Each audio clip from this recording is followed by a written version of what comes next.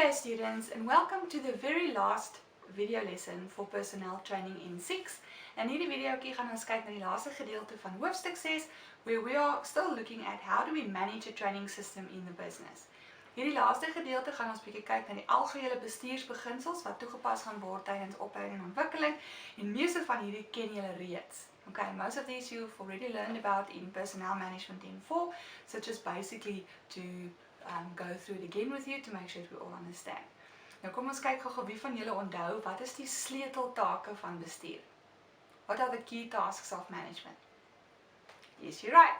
It's planning, organizing, leading and controlling. So ons gaan na al 4 daardie funksies kyk, as ook 'n 5de een wat spesifiek is tot dit, en dit is staffing of die personeel aanstellings wat nodig is vir die besigheid.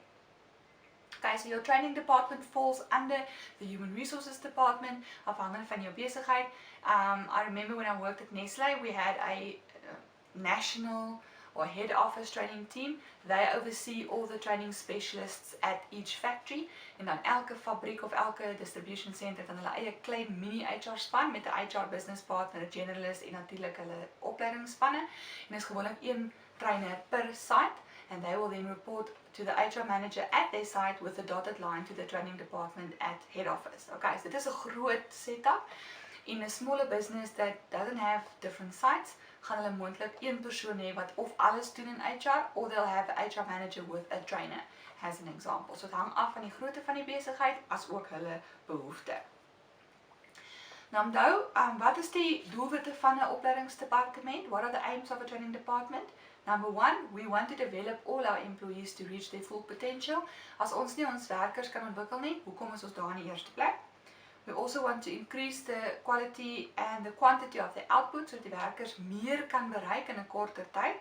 It increases quality of output as well, om seker te maak dat hulle kwaliteit werk lewer. It decreases waste, so mense wat nie altyd weet hoe om die stelsel te gebruik nie of die masjinerie te gebruik nie, kan foute maak, en dit mors nie net tyd nie, maar dit kan ook hulpbronne mors. It decreases accidents and injuries on the line as well. Dit verminder arbeidsomset, labor turnovers when employees resign and leave the business. Nee? It's the in and outflow of workers into the business. Dit verminder ook afwesigheid omdat werkers meer gemotiveerd is. And lastly, it will increase their job satisfaction as well. So dit verbeter werkstevredenheid. Nou kom ons kyk gou na hierdie 4 spesifieke bestuurstake. The first one is planning. Planning is one of the most important parts of management in general. As 'n opleidingsspan word beplanning oor 'n redelike groot spektrum gedoen. They have to plan training for the next year. They have to plan the training based on the training needs that have been identified. Hulle moet opleiding beplan rondom die begroting wat hulle het.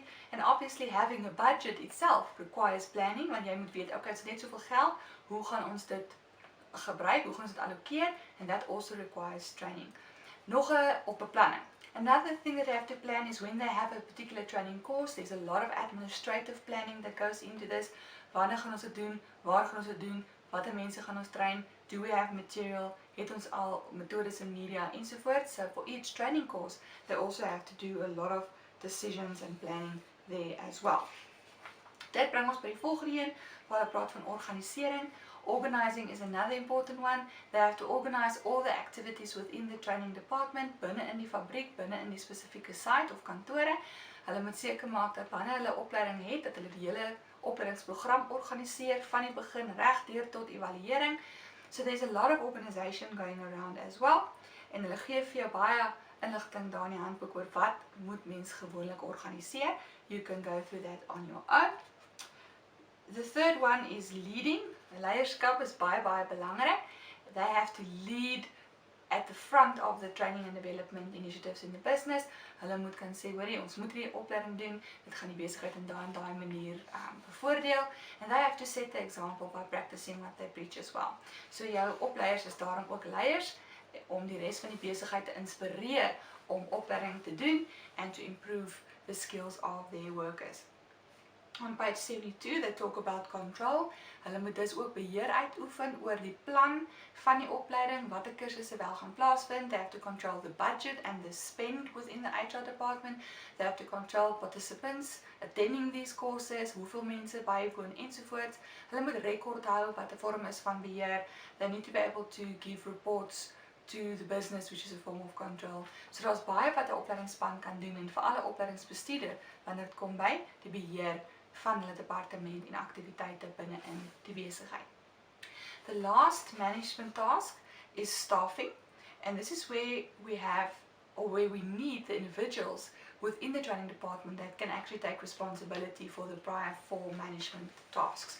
So jy het nodig vir 'n goed opgeleide opleidingsspesialis or a training manager who can then take control of the whole department, to lead them, to motivate them, to encourage them and to get the job done.